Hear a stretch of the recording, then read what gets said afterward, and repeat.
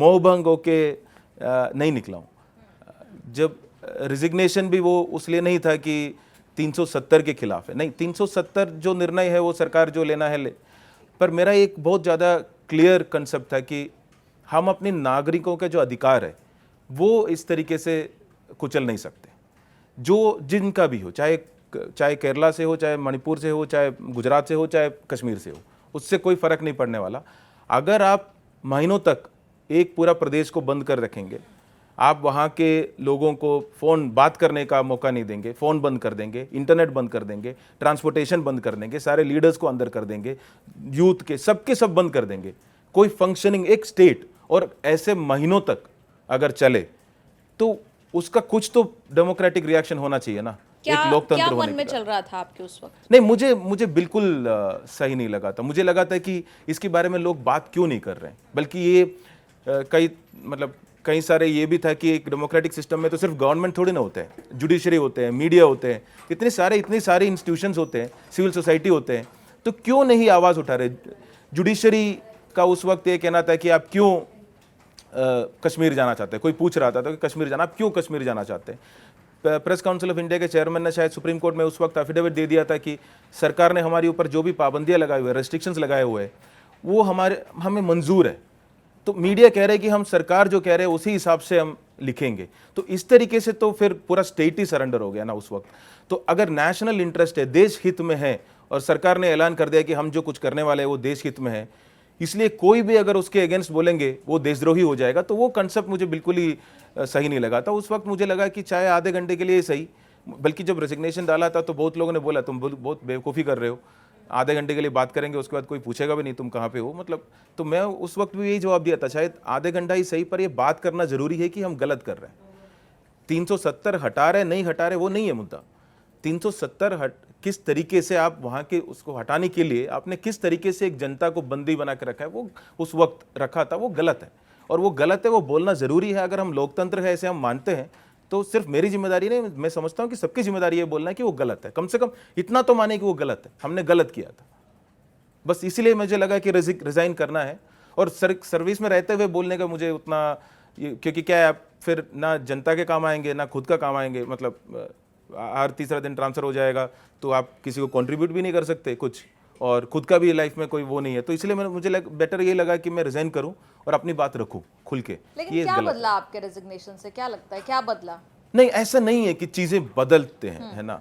कई सारी चीज़ें जो है कहीं ना कहीं एक सीड होती है, तो वो सीड आज नहीं तो कल उसका रियलाइजेशन होता है। अभी आज हम इमरजेंसी के दौर में कभी बोलते हैं कि एक न्यूज़पेपर ने पूरा ब्लैंक छाप दिया था, क्या बदला था उससे? कुछ बदला नहीं है, पर वो एक इंस्पिरेशन होता है आगे के लिए कि जिनको लगता है कि हाँ ऐसे भी लोग थे उस वक्त, और लड़ना क्यों जरूरी है जब आपको लगता है कि गलत है। गलत या सही के लिए खड़े होने की जरूरत क्यों है, वो एक इंस्पिरेशन होते हैं। आप अकेले जाके उस वक्त कुछ बदल सकता है, वो ऐसा नहीं है कि आप इमीडिएटली बदल सकते, पर कहीं ना कहीं तो आप शुरू करेंगे, कहीं ना कहीं तो आप स्टैंड करेंगे। तो वो शुरुआत में समझता हूँ कि वो मेरे लिए इंपॉर्टेंट था।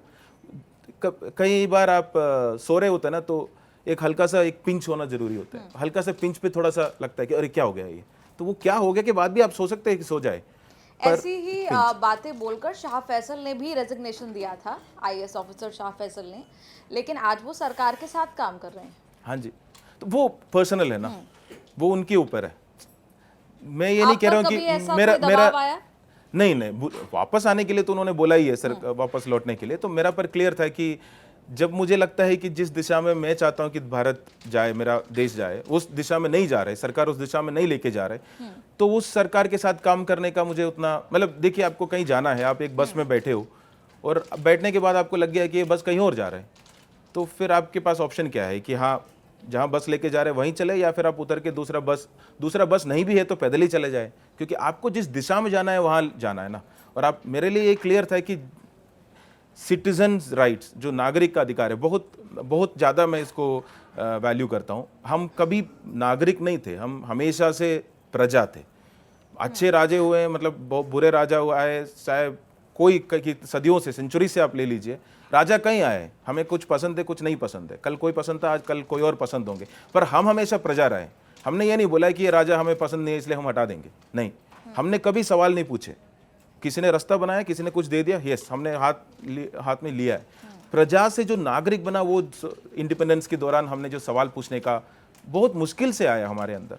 एक कलेक्टिव की सत्ता से हम सवाल पूछ सकता है, जो ऊपर बैठे हैं उनसे हम पूछ सकते हैं, उनसे जवाब हम मांग सकते हैं, जो कलेक्टिवली चाहे वो लाठी क्यों ना बरसाए फिर भी हमें मांगना चाहिए। ये एक सवाल पूछने का या अधिकार, ये हमारे अधिकार है, ये चीज़ बहुत मुश्किल से हमारे अंदर आया है।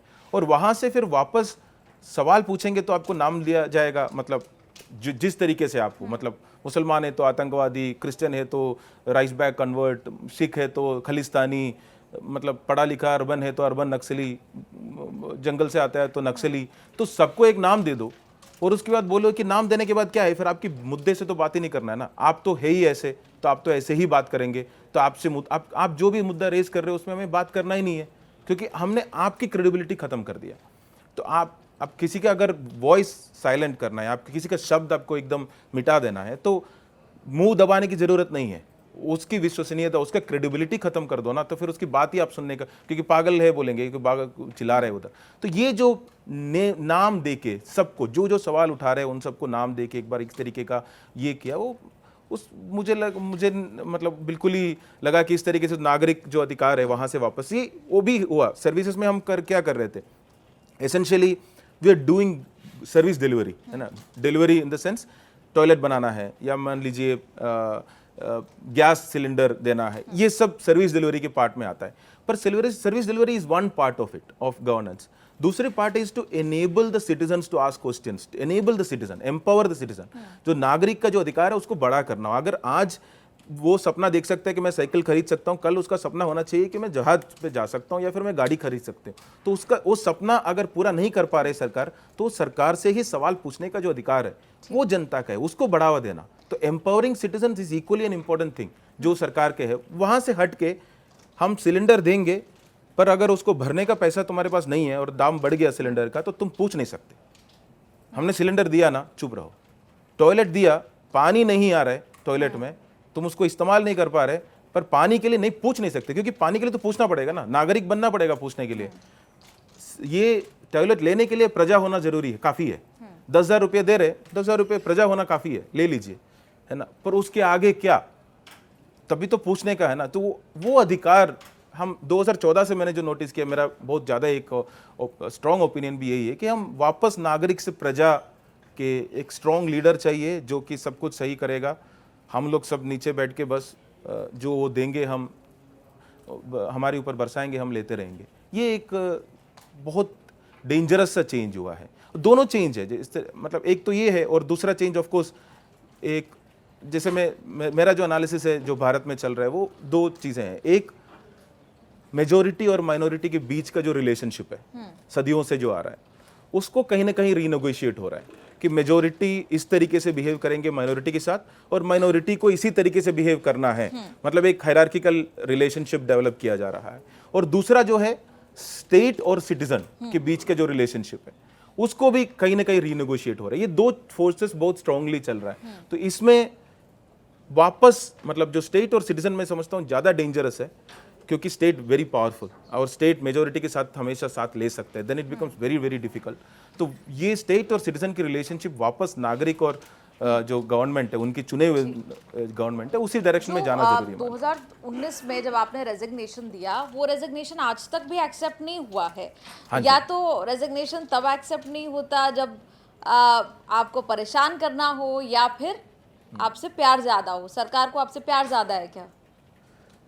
पर सरकार की प्यार से मैं परेशान हूँ तो ये प्रॉब्लम है कि वो पता नहीं क्यों कर रहे हैं, नहीं कर रहे हैं, मुझे क्लैरिटी नहीं है।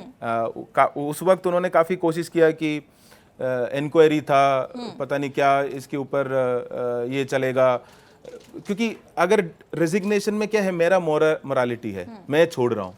अगर उसको डिसमिसल में कन्वर्ट किया जाए तो फिर वही मेरा साइलेंट वॉइस तो साइलेंट हो गया, तो वो बोल सकता है ना कि ये तो इसको हम निकालने वाले थे इसलिए भाग के चला गया।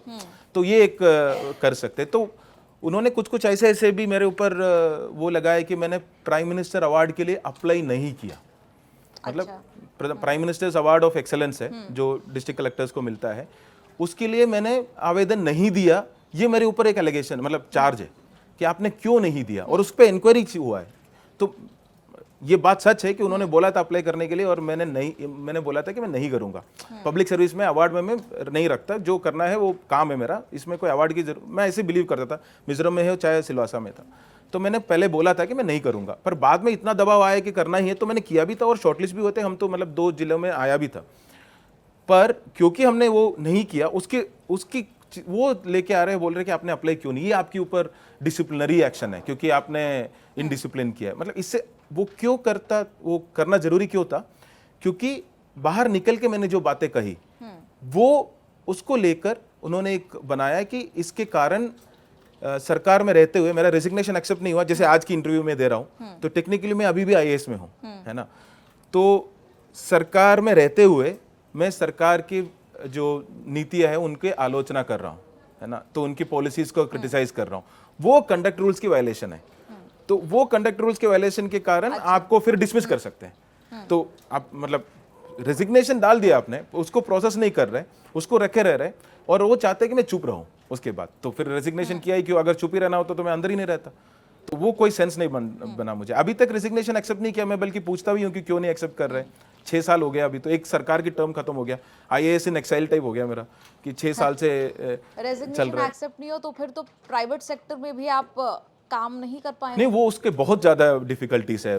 स्टार्टअप आप शुरू करो, आप डायरेक्टर नहीं बन सकता उसका, और कहीं से इन्वेस्टमेंट आना है तो वो सोचेंगे कि अच्छा आपका तो ऑलरेडी, आपको सर्विस रोल निकाल के देखेंगे तो मेरा नाम है उसमें अभी भी, है ना, पोस्टिंग नहीं है पर डीओपीटी की रिकॉर्ड्स डीओपीटी के रिकॉर्ड्स में बिल्कुल है। तो बल्कि मतलब मैं ऐसे मजाक कर रहा था कि मंडे को आया, 2 ऑप्शन है, आईएएस ज्वाइन करूं कि कांग्रेस, कि वापस, मतलब दोनों ओपन था क्योंकि अभी तक रेजिग्नेशन एक्सेप्ट नहीं किया है, तो आप जो करना है आप कर सकते हैं, है ना?